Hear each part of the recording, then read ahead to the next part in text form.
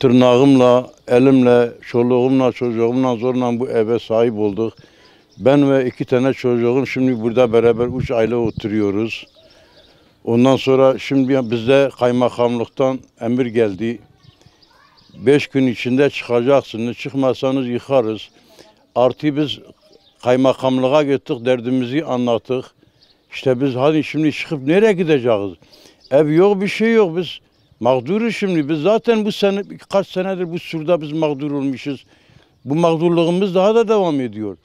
Nereye gideceğiz? Biz karışmıyoruz işte. Biz nereye giderseniz gidin. Benim hesabıma 2 katlı evime 6 odadır, 2 banyodur, 2 mutfaktır, 2 salondur, 2 tuvalettir. Müstakildir. Bana 40.000 TL vermiş. Arsasına 40.000, 40.000 de yapısına vermiş 80.000. Ben diyorum ki Sayın Cumhurbaşkanıma da sesleniyorum. Sesim gidiyor Başbakanıma da. Diyorum ki benden aldığımı bana verin. Ben fazla istemiyorum sizden. Sadece benden aldığımı bana verin. Yani beni mağdur etmeyin, halkı mağdur etmeyin. Halk yaşla kuru bir arada gitmesin. Bizi mağdur etmesin. Ondan sonra yani yazıktır bu millete, bu insana. Yaşla kuru bir araya gitmesin. Yazıkız. Ben bu Ali Paşa'da doğmuşum. Babam burada doğmuş. Ben buranın öz ve öz halkıyım. Burasının maddi değil, manevi değeri de bana çoktur.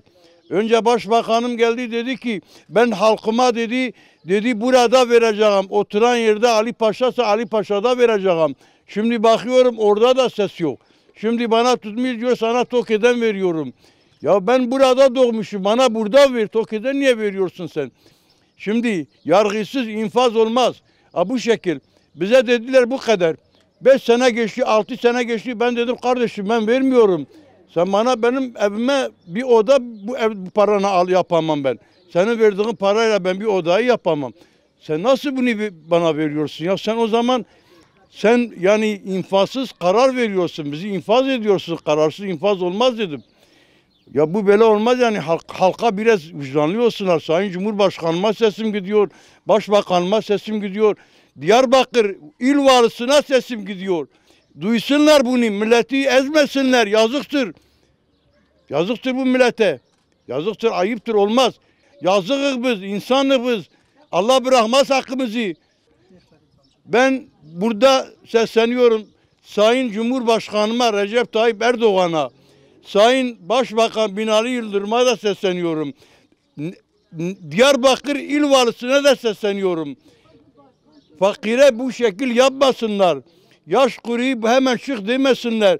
Madem ki bizi çıkarıyorsun, bize ev tut, bize kira bedeli ver.